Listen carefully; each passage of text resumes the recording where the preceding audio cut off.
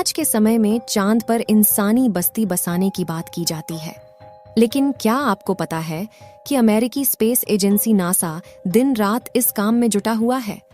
चांद पर इंसानी बस्ती बसाना इतना भी आसान नहीं है, क्योंकि चांद पर ना तो सांस लेने के लिए ऑक्सीजन है और न ही पीने के लिए पानी। यहाँ तक कि अगर आप चांद पर कुछ बोलते हैं तो आपकी आवाज भी आपके बगल वालों को सुनाई नहीं देगी। नासा चांद पर इंसानी बस्ती कैसे बसाएगा, इसे जानने के लिए इस वीडियो को अंत तक जरूर देखें। 20 जुलाई 1969 ये वो दिन था जब नील आर्मस्ट्रॉन्ग और बज एल्ड्रिन ने अमेरिकी मिशन अपोलो 11 में बैठकर चांद की जमीन पर पहला कदम रखा था।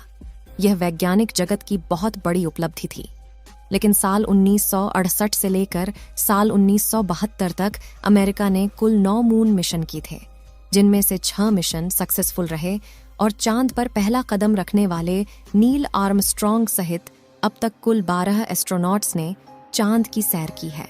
लेकिन फिर चांद पर कुछ खास ना मिलने की वजह बताकर नासा ने अपने मून मिशन बंद कर दिए। साथ ही किसी और देश की स्पेस एजेंसी ने भी मून मिशन में इंटरेस्ट नहीं दिखाया। इसलिए आज चांद पर आखिरी मून मिशन को किए हुए 50 साल से भी ज्यादा का समय बीत चुका है। लेकिन आपको यह जानकर हैरानी होगी कि चांद पर जाकर इंसानी बस्ती बसाना अब सिर्फ सपना नहीं रहा, बल्कि अगले 10 सालों में हकीकत में बदलने वाला है। नासा का आर्टेमिस प्रोग्राम इस हकीकत की नींव रखेगा। अपने इस प्रोग्राम के तहत नासा ने 11 दिसंबर 2022 के दिन अपने पहले मिशन आर्टेमिस 1 को सफलतापूर्वक कंप्लीट कर लिया है। साथ ही उन्होंने चांद और मंगल ग्रह पर बसने वाली फ्यूचर प्लानिंग और इसका पहला लेआउट भी बना लिया है। अब इसी साल के अंत तक नासा अपने आर्टेमिस 2 मिशन को लॉन्च करेगी। इसके बाद आर्टेमिस 3 मिशन लॉन्च किया जाएगा, जिसमें 50 साल बाद एक मैन एस्ट्रोनॉट और दुनिया की फर्स्ट लेडी एस्ट्रोनॉट को चांद पर भेजा जाएगा, जिसके साथ चांद पर ह्यूमन कॉलोनी की नींव रखने वाले 2 उपकरणों को भी भेजा जाएगा। फिर आगे होगा आर्टेमिस 4 मिशन, जिसमें चांद पर एक बड़ी लूनर कॉलोनी भी बना दी जाएगी और नासा ये सब 2028 तक कंप्लीट कर देना चाहती है। लेकिन यह इतना भी आसान नहीं है। चांद पर पहले लूनर बेस को बनाने के लिए स्कैल्पिंग पुरातन नाम के सबसे बड़े गड्ढे को चुना है, जो कि 12 मील चौड़ा और 2 मील गहरा है। और चांद की ऊपरी सतह से 2 मील की गहराई में जाकर बसना अपने आप में काफी दिलचस्प प्लान है। हालांकि शायद आपके दिमाग में यह भी सवाल आया होगा कि जहां एलन मस्क मंगल ग्रह पर कॉलोनी बसाने वाले हैं, तो फिर चांद पर लूनर बेस बनाने की क्या जरूरत है।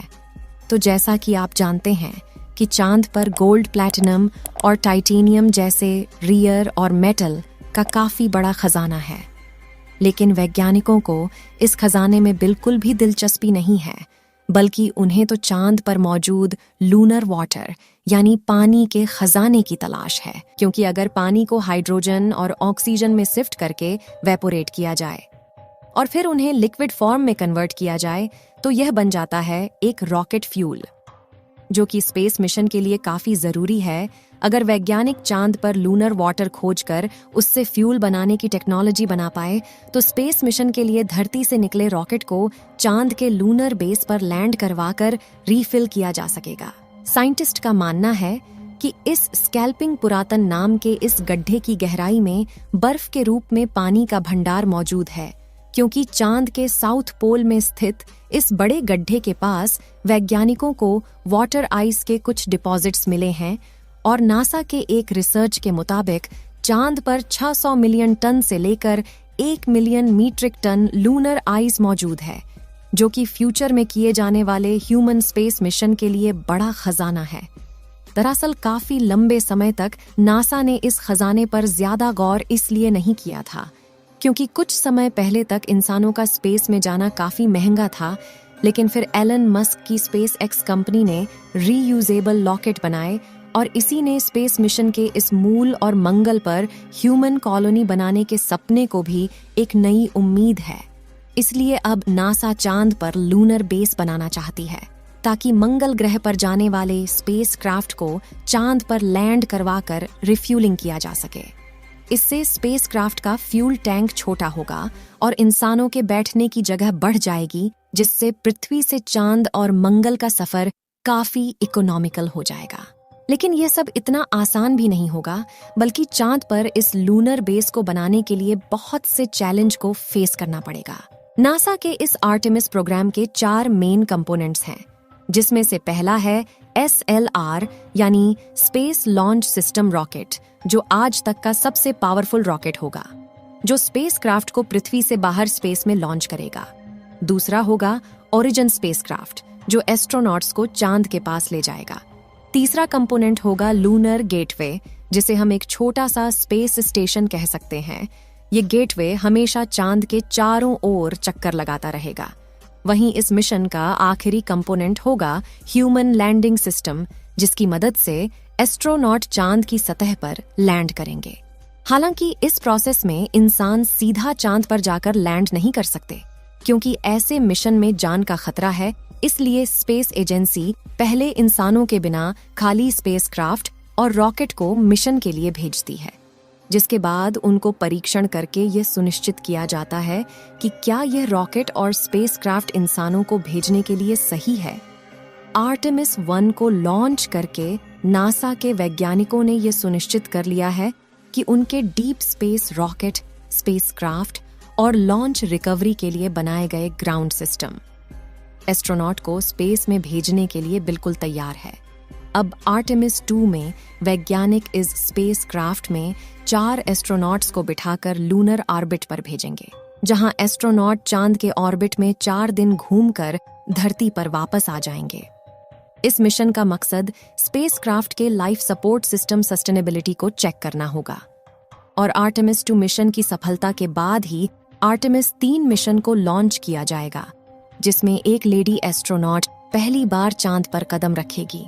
इस मिशन में पृथ्वी की ऑर्बिट से बाहर निकलने के बाद उड़ाइन स्पेसक्राफ्ट रॉकेट से अलग हो जाएगा और चांद की ओर काफी तेज रफ्तार से बढ़ते हुए चांद के पास पहुंचेगा। लेकिन स्पेसक्राफ्ट अपने साथ चांद पर लैंडिंग करने के लिए लैंडर को नहीं ले जाएगा। इसके लिए नासा ने एलन मस्क की कंपनी स्पेसएक्स के साथ साझा किया है, यानी कि स्पेसक्राफ्ट के चांद तक पहुंचने से पहले ही स्पेसएक्स का लैंडर चांद की ऑर्बिट में प्लेस कर लिया जाएगा और स्पेसक्राफ्ट के ऑर्बिट में पहुंचते ही स्पेसएक्स के ह्यूमन लैंडिंग सिस्टम के साथ अटैच होगा, जिसके बाद 2 एस्ट्रोनॉट्स लैंडर में बैठकर चांद पर जाएंगे और बाकी के 2 एस्ट्रोनॉट्स ऑर्बिटर में बैठकर ही चांद के ऑर्बिट में घूमते रहेंगे। उसके बाद जल्द ही यह सभी लोग पृथ्वी पर वापस आ जाएंगे। उसके बाद आर्टेमिस 4 मिशन के तहत चांद पर लूनर बेस बनाने के सामान को ले जाया जाएगा। दोस्तों, अब बात करें चांद पर इंसानी बस्ती बसाने के लिए कॉलोनी की, तो यह इतना आसान भी नहीं है। सबसे पहले चांद के टेम्परेचर को कंट्रोल करने के लिए काफी ज्यादा व्यवस्था करनी होगी, क्योंकि दिन में चांद का टेम्परेचर 126 डिग्री सेल्सियस तक पहुंच जाता है और रात में -175 डिग्री सेल्सियस तक पहुंच जाता है, जिस तापमान में इंसानों का टिक पाना काफी ज्यादा मुश्किल होगा। दूसरी सबसे बड़ी दिक्कत यह है कि चांद का एक दिन पृथ्वी के 28 दिन के बराबर होता है, यानी कि 14 दिन लगातार उजाला और 14 दिन रात होती है। इसलिए लूनर कैंप के अंदर इंसानों के रहने लायक टेम्परेचर सेट करना होगा और जब भी लूनर कैंप से बाहर इंसान निकलेंगे तो उनको स्पेसक्राफ्ट पहनना ही पड़ेगा। इसलिए चांद पर इंसानी बस्ती बसाना इतना भी आसान नहीं होगा। दोस्तों, अगर चांद पर इंसानी बस्ती बसाई जाएगी तो क्या आप चांद पर जाकर रहना चाहेंगे? अपनी राय कमेंट में जरूर बताएं। इस वीडियो को एक लाइक जरूर करें और अपने मित्रों तक इस वीडियो को शेयर करें ताकि उन्हें भी जानकारी मिल सके, और अपने भरोसेमंद चैनल को सब्सक्राइब जरूर करें और बेल आइकन को ऑल पर सिलेक्ट करना बिल्कुल ना भूलें। मिलते हैं किसी और नॉलेजेबल वीडियो के साथ। वीडियो को अंत तक देखने के लिए धन्यवाद।